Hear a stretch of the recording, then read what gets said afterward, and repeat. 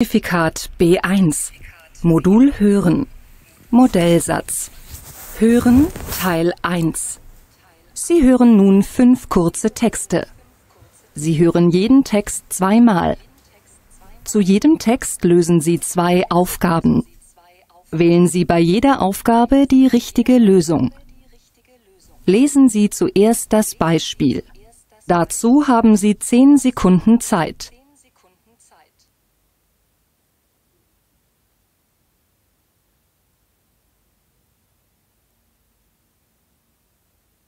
Sie hören eine Nachricht auf dem Anrufbeantworter.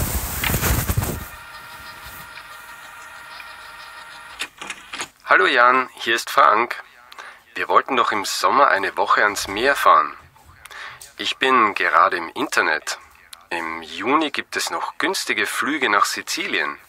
Die Übernachtung müssen wir noch klären. Meine Tante wohnt doch dort. Bei ihr könnten wir vielleicht schlafen. Ansonsten bieten die hier auch noch billige Hotelzimmer an. Oder wir gehen campen. Das fände ich am besten. Ich schicke dir den Link. Schau es dir doch mal an. Tschüss. Sie hören jetzt den Text noch einmal.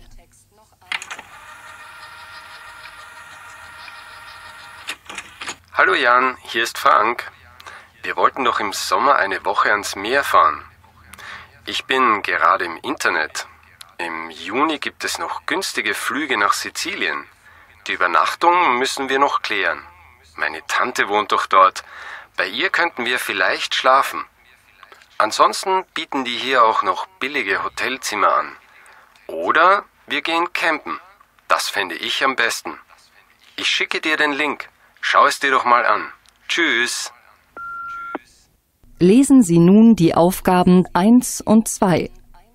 Dazu haben Sie 10 Sekunden Zeit.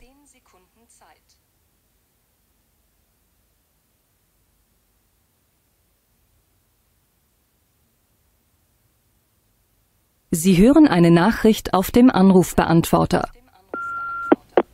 Hallo Frau Stein, hier ist die Praxis Dr. Becker. Es geht um Ihre Grippeimpfung. Frau Dr. Becker muss zu einer Operation. Könnten Sie vielleicht auch am Freitag um 14 Uhr kommen? Das ist dann noch in diesem Quartal. Sie müssten also die 10 € Praxisgebühr nicht zahlen.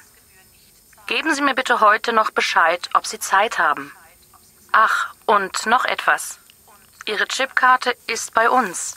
Sie haben sie letztes Mal bei uns vergessen. Danke und auf Wiederhören. Sie hören jetzt den Text noch einmal. Hallo Frau Stein, hier ist die Praxis Dr. Becker. Es geht um Ihre Grippeimpfung. Frau Dr. Becker muss zu einer Operation. Könnten Sie vielleicht auch am Freitag um 14 Uhr kommen? Das ist dann noch in diesem Quartal. Sie müssten also die 10 € Praxisgebühr nicht zahlen. Geben Sie mir bitte heute noch Bescheid, ob Sie Zeit haben. Ach, und noch etwas. Ihre Chipkarte ist bei uns. Sie haben sie letztes Mal bei uns vergessen. Danke und auf Wiederhören.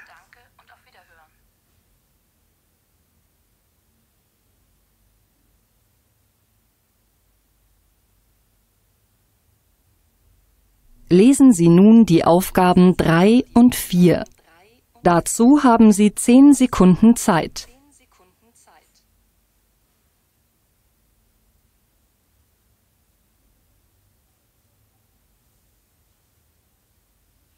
Sie hören eine Nachricht auf dem Anrufbeantworter.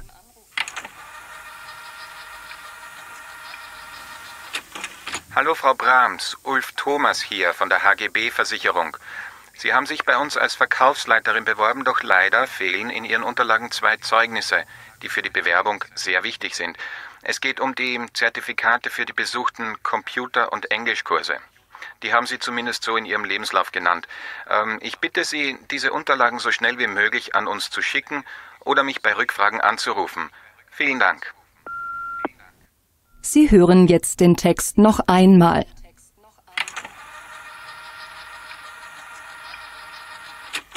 Hallo Frau Brahms, Ulf Thomas hier von der HGB-Versicherung. Sie haben sich bei uns als Verkaufsleiterin beworben, doch leider fehlen in Ihren Unterlagen 2 Zeugnisse, die für die Bewerbung sehr wichtig sind. Es geht um die Zertifikate für die besuchten Computer- und Englischkurse. Die haben Sie zumindest so in Ihrem Lebenslauf genannt. Ich bitte Sie, diese Unterlagen so schnell wie möglich an uns zu schicken oder mich bei Rückfragen anzurufen.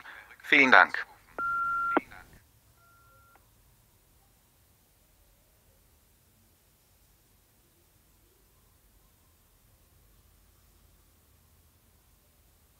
Lesen Sie nun die Aufgaben 5 und 6.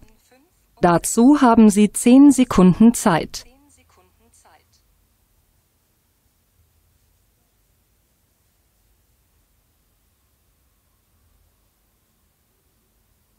Sie hören eine Durchsage im Radio. Achtung Autofahrer! Auf der Autobahn A8 Stuttgart Richtung München zwischen Eschenried und Ausfahrt Dachau hat sich ein Unfall ereignet. Momentan ist der rechte Fahrstreifen blockiert. 12 Kilometer Stau. Im Stadtgebiet München kommt es aufgrund des starken Berufsverkehrs zu Behinderungen. Stau auch am Richard-Strauß-Tunnel wegen einer Baustelle. Bitte umfahren Sie dieses Gebiet weiträumig. Radio Liberty, alle 15 Minuten für ganz Süddeutschland. Mit uns kommen Sie gut nach Hause. Sie hören jetzt den Text noch einmal. Achtung Autofahrer! Auf der Autobahn A8 Stuttgart Richtung München zwischen Eschenried und Ausfahrt Dachau hat sich ein Unfall ereignet. Momentan ist der rechte Fahrstreifen blockiert. 12 Kilometer Stau. Im Stadtgebiet München kommt es aufgrund des starken Berufsverkehrs zu Behinderungen. Stau auch am Richard-Strauß-Tunnel wegen einer Baustelle. Bitte umfahren Sie dieses Gebiet weiträumig. Radio Liberty, alle 15 Minuten für ganz Süddeutschland. Mit uns kommen Sie gut nach Hause.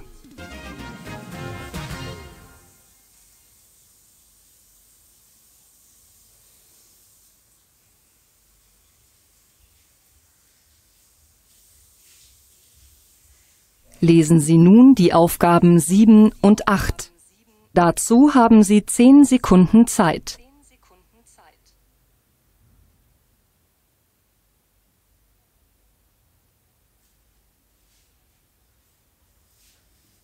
Sie hören eine Durchsage am Hauptbahnhof.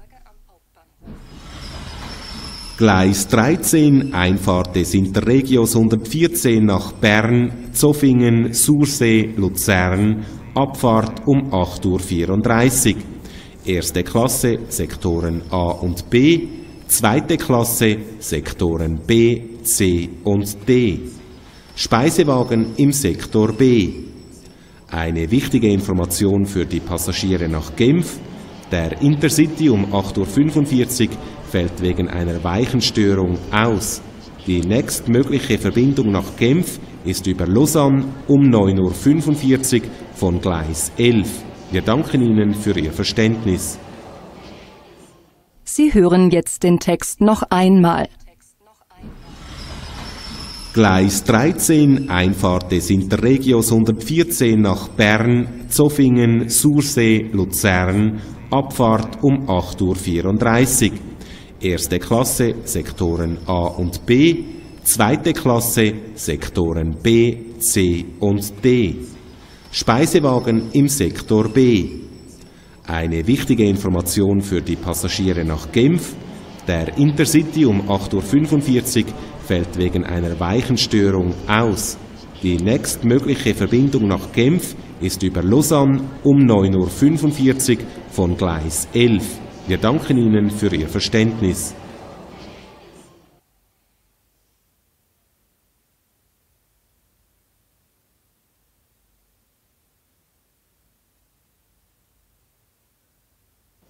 Lesen Sie nun die Aufgaben 9 und 10. Dazu haben Sie 10 Sekunden Zeit.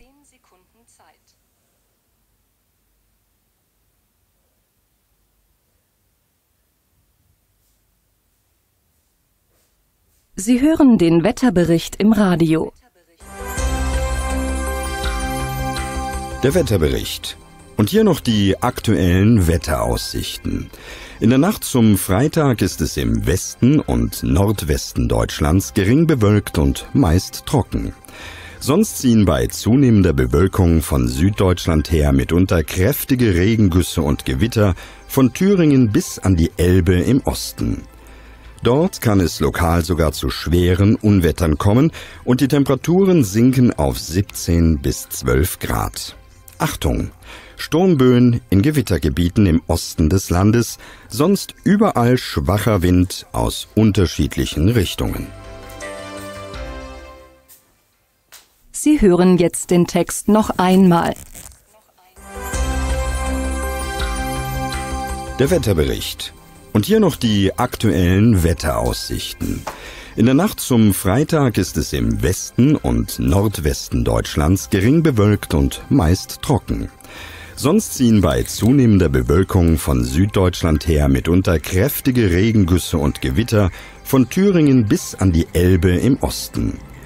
Dort kann es lokal sogar zu schweren Unwettern kommen und die Temperaturen sinken auf 17 bis 12 Grad. Achtung! Sturmböen in Gewittergebieten im Osten des Landes, sonst überall schwacher Wind aus unterschiedlichen Richtungen.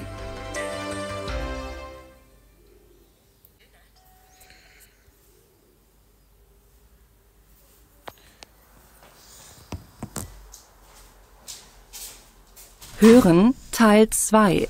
Sie hören nun einen Text. Sie hören den Text einmal. Dazu lösen Sie 5 Aufgaben. Wählen Sie bei jeder Aufgabe die richtige Lösung A, B oder C. Lesen Sie jetzt die Aufgaben 11 bis 15. Dazu haben Sie 60 Sekunden Zeit.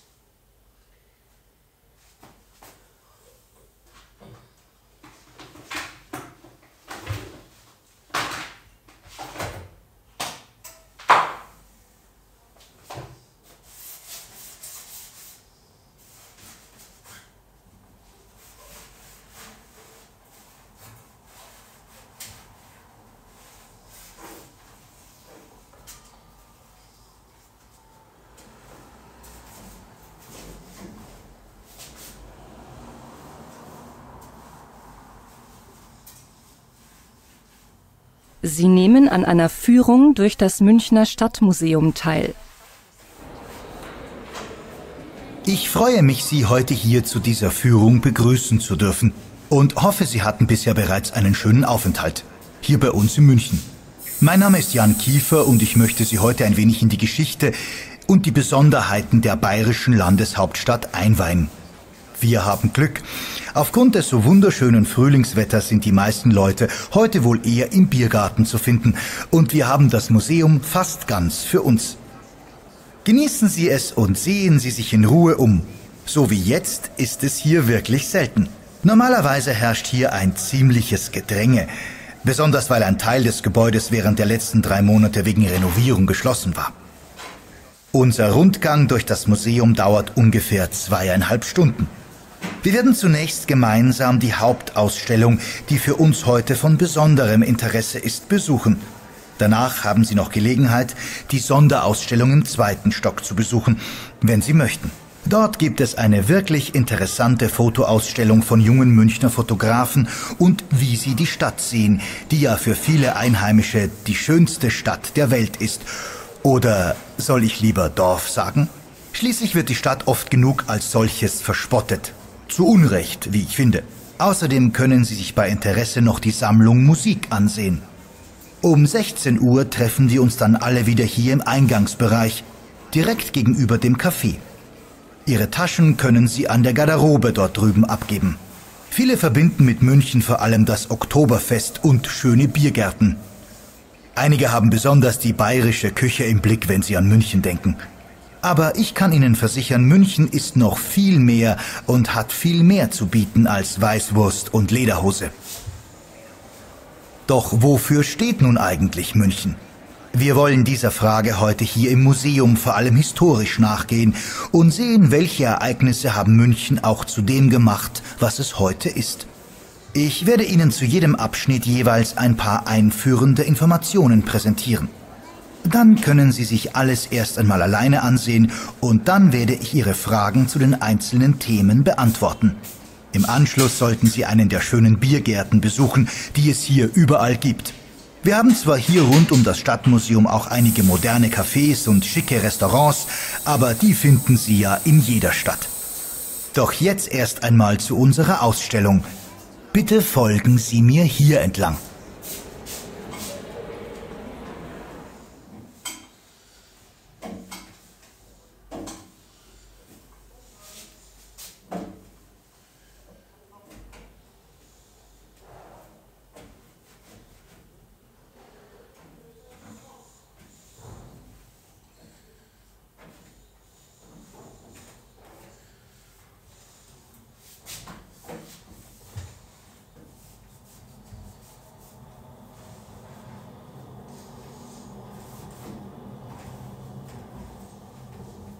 Hören Teil 3. Sie hören nun ein Gespräch. Sie hören das Gespräch einmal. Dazu lösen Sie 7 Aufgaben. Wählen Sie. Sind die Aussagen richtig oder falsch? Lesen Sie jetzt die Aufgaben 16 bis 22. Dazu haben Sie 60 Sekunden Zeit.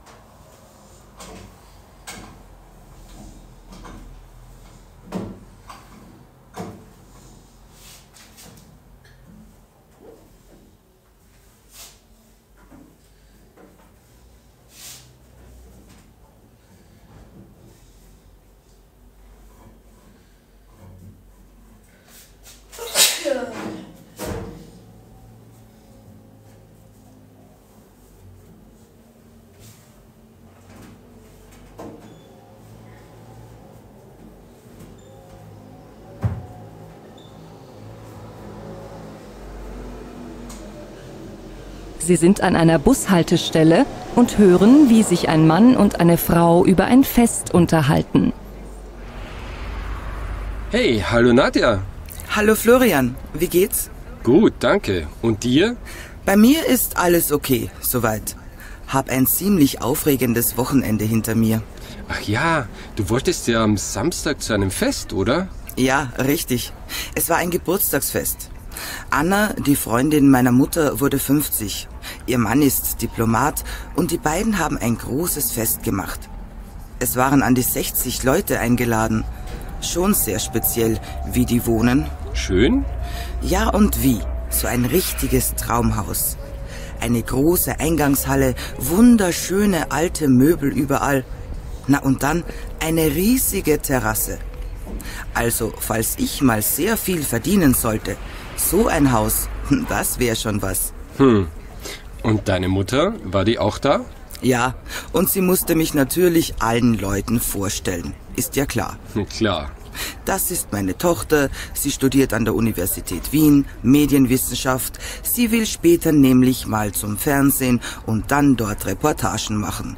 Ganz schön peinlich. Und das Essen? Das war natürlich auch vom Feinsten. Zuerst ein kaltes Buffet mit jeder Menge Spezialitäten und danach noch 3, 4 Hauptgerichte zur Auswahl. Nachspeisen gab es natürlich auch. Aber das Beste auf dem Fest war die Musik. Der Klavierspieler war genial. Ein toller Typ und Vollblutmusiker, das habe ich sofort bemerkt. Ich habe mich jedenfalls gleich neben das Klavier gesetzt, um alles genau mitzukriegen. Und dann fragt mich doch der tatsächlich, ob ich auch Musik mache. Ja, sage ich, ich spiele Querflöte und Klavier, aber nur so ab und zu, als Hobby. Und? Nun, ich glaube, ich hätte besser nichts gesagt. Denn so nach circa 2 Stunden am Klavier brauchte der Pianist eine Pause. Und da er ja jetzt wusste, dass ich auch Klavier spiele, meinte er, ich solle mich doch während seiner Pause an seinen Platz setzen und ein bisschen was vorspielen. Oh nein. Ja, das habe ich auch gedacht. Aber irgendwie hat er mich überredet. Ich setze mich also ans Klavier und da konnte ich gar nicht mehr anders, als was zu spielen. Echt? Vor allen Leuten? Genau. Ich habe dann ein paar klassische Lieder gespielt, die ich ganz gut kann. Aber dann wollte einer der Gäste Jazz hören. Zum Glück kam genau in dem Moment der Pianist aus seiner Pause zurück. Da hattest du ja richtiges Glück. Ja, ich war echt froh.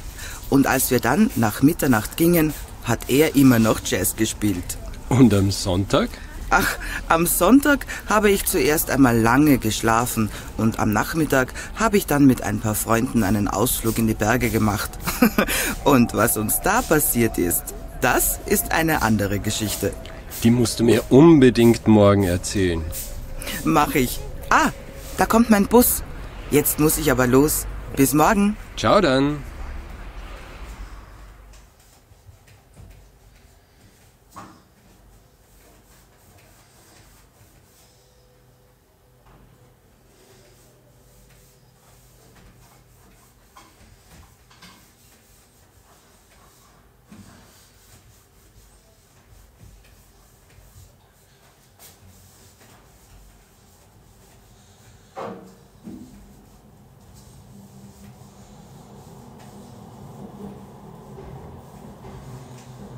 Hören Teil 4. Sie hören nun eine Diskussion. Sie hören die Diskussion 2-mal. Dazu lösen Sie 8 Aufgaben. Ordnen Sie die Aussagen zu. Wer sagt was? Lesen Sie jetzt die Aussagen 23 bis 30. Dazu haben Sie 60 Sekunden Zeit.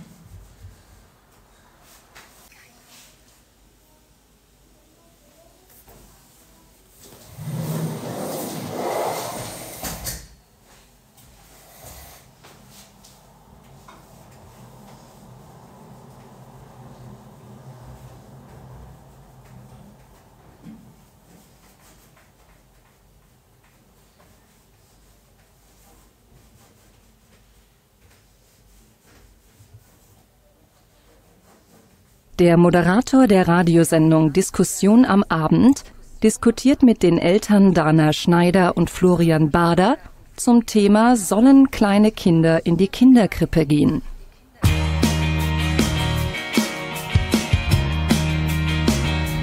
Liebe Hörerinnen und Hörer, hallo und willkommen bei der Diskussion am Abend. Das ist heute unser Thema. Sollten Kinder in die Kinderkrippe gehen oder nicht? Dazu haben wir Frau Dana Schneider eingeladen. Sie hat 2 Kinder zu Hause, die 2 und 5 Jahre alt sind. Unser zweiter Studiogast ist Florian Bader, dessen 3-jährige Zwillinge seit einem Jahr in die Kinderkrippe gehen. Frau Schneider, Sie wussten schon vor der Geburt Ihrer Kinder, dass Sie sie nicht in die Kinderkrippe schicken würden. Warum? Weil die ersten 3 Jahre für ein Kind von großer Bedeutung sind. In diesen 3 Jahren brauchen Kinder eine feste Bezugsperson und ich würde nicht wollen, dass meine Kinder zur Erzieherin Mama sagen. Tun Ihre Kinder das denn, Herr Bader? Nein, natürlich nicht. Unsere Kinder wissen genau, wer die Mama ist, nämlich meine Frau. Aber sie lernen, dass sie auch auf andere Leute hören müssen. Und das ist für ihr soziales Verhalten bestimmt sinnvoll. Das soziale Miteinander lernen die Kinder sowieso später. Mein 5-jähriger Sohn geht seit einem Jahr in den Kindergarten und lernt jetzt, wie er mit anderen Kindern zusammen spielen kann. Unter 3 Jahren brauchen Kinder keine gleichaltrigen Kinder, sondern vor allem ihre Bezugspersonen. Ja, unter 3 Jahren beschäftigen sich Kinder ja meistens auch gut mit sich selber und spielen eher mit Dingen als mit anderen Kindern. Aber Ist es denn nicht eher eine finanzielle Frage, Kinder in die Kinderkrippe zu schicken, damit die Eltern arbeiten können? Herr Bader, wie ist denn das bei Ihnen? Es ist weniger eine finanzielle Frage als einfach die Tatsache, dass weder meine Frau noch ich 3 Jahre aus dem Beruf aussteigen können.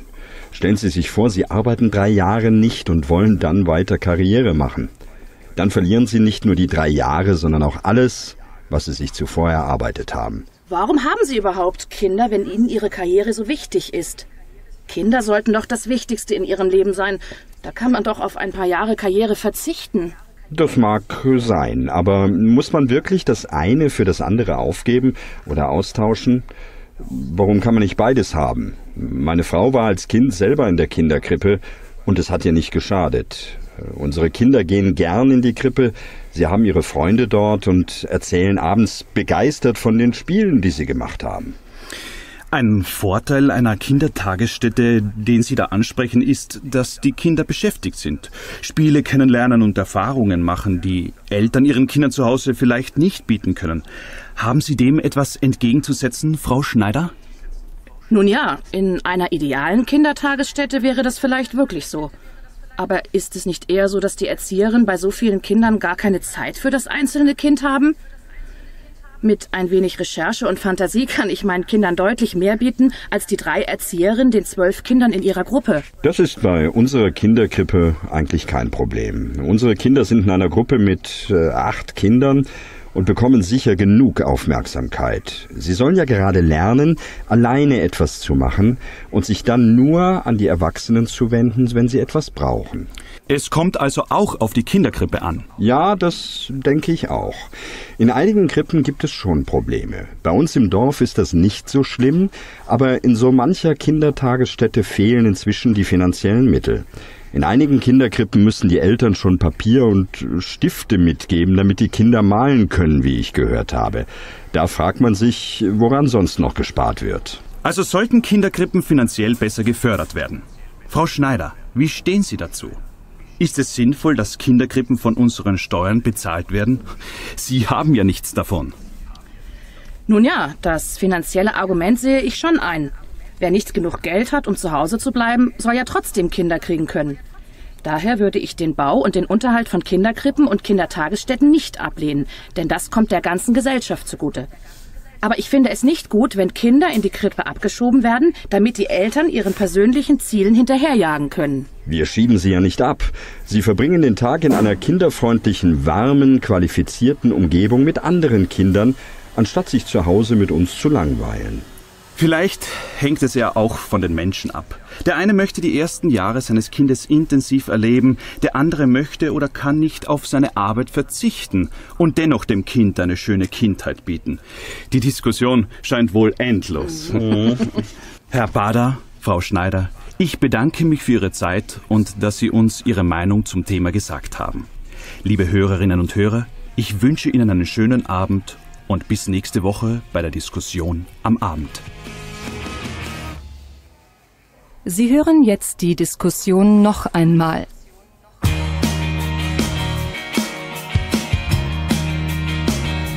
Liebe Hörerinnen und Hörer, hallo und willkommen bei der Diskussion am Abend. Das ist heute unser Thema. Sollten Kinder in die Kinderkrippe gehen oder nicht? Dazu haben wir Frau Dana Schneider eingeladen. Sie hat 2 Kinder zu Hause, die 2 und 5 Jahre alt sind. Unser zweiter Studiogast ist Florian Bader, dessen 3-jährige Zwillinge seit einem Jahr in die Kinderkrippe gehen. Frau Schneider, Sie wussten schon vor der Geburt Ihrer Kinder, dass Sie sie nicht in die Kinderkrippe schicken würden. Warum? Weil die ersten 3 Jahre für ein Kind von großer Bedeutung sind. In diesen 3 Jahren brauchen Kinder eine feste Bezugsperson und ich würde nicht wollen, dass meine Kinder zur Erzieherin Mama sagen. Tun Ihre Kinder das denn, Herr Bader? Nein, natürlich nicht. Unsere Kinder wissen genau, wer die Mama ist, nämlich meine Frau. Aber sie lernen, dass sie auch auf andere Leute hören müssen.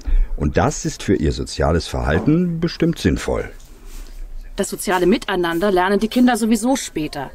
Mein 5-jähriger Sohn geht seit einem Jahr in den Kindergarten und lernt jetzt, wie er mit anderen Kindern zusammen spielen kann. Unter 3 Jahren brauchen Kinder keine gleichaltrigen Kinder. sondern vor allem ihre Bezugspersonen. Ja, unter 3 Jahren beschäftigen sich Kinder ja meistens auch gut mit sich selber und spielen eher mit Dingen als mit anderen Kindern.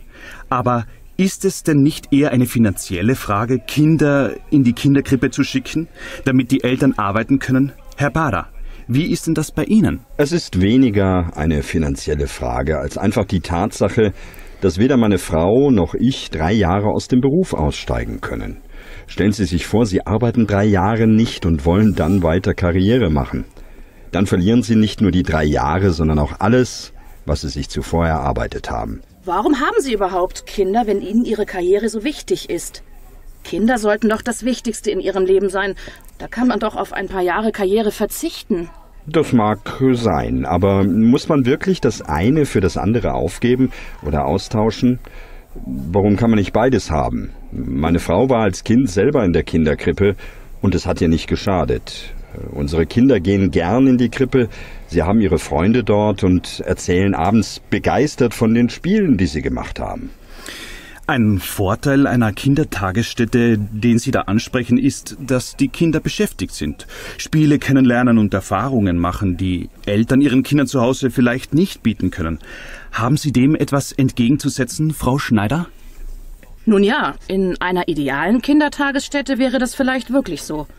Aber ist es nicht eher so, dass die Erzieherinnen bei so vielen Kindern gar keine Zeit für das einzelne Kind haben? Mit ein wenig Recherche und Fantasie kann ich meinen Kindern deutlich mehr bieten, als die 3 Erzieherinnen den 12 Kindern in ihrer Gruppe. Das ist bei unserer Kinderkrippe eigentlich kein Problem. Unsere Kinder sind in einer Gruppe mit 8 Kindern und bekommen sicher genug Aufmerksamkeit. Sie sollen ja gerade lernen, alleine etwas zu machen und sich dann nur an die Erwachsenen zu wenden, wenn sie etwas brauchen. Es kommt also auch auf die Kinderkrippe an. Ja, das denke ich auch. In einigen Krippen gibt es schon Probleme. Bei uns im Dorf ist das nicht so schlimm, aber in so mancher Kindertagesstätte fehlen inzwischen die finanziellen Mittel. In einigen Kinderkrippen müssen die Eltern schon Papier und Stifte mitgeben, damit die Kinder malen können, wie ich gehört habe. Da fragt man sich, woran sonst noch gespart wird. Also sollten Kinderkrippen finanziell besser gefördert werden. Frau Schneider, wie stehen Sie dazu? Ist es sinnvoll, dass Kinderkrippen von unseren Steuern bezahlt werden? Sie haben ja nichts davon. Nun ja, das finanzielle Argument sehe ich schon ein. Wer nicht genug Geld hat, um zu Hause zu bleiben, soll ja trotzdem Kinder kriegen können. Daher würde ich den Bau und den Unterhalt von Kinderkrippen und Kindertagesstätten nicht ablehnen, denn das kommt der ganzen Gesellschaft zugute. Aber ich finde es nicht gut, wenn Kinder in die Krippe abgeschoben werden, damit die Eltern ihren persönlichen Zielen hinterherjagen können. Wir schieben sie ja nicht ab. Sie verbringen den Tag in einer kinderfreundlichen, warmen, qualifizierten Umgebung mit anderen Kindern, anstatt sich zu Hause mit uns zu langweilen. Vielleicht hängt es ja auch von den Menschen ab. Der eine möchte die ersten Jahre seines Kindes intensiv erleben, der andere möchte oder kann nicht auf seine Arbeit verzichten und dennoch dem Kind eine schöne Kindheit bieten. Die Diskussion scheint wohl endlos. Herr Bader, Frau Schneider, ich bedanke mich für Ihre Zeit und dass Sie uns Ihre Meinung zum Thema gesagt haben. Liebe Hörerinnen und Hörer, ich wünsche Ihnen einen schönen Abend und bis nächste Woche bei der Diskussion am Abend.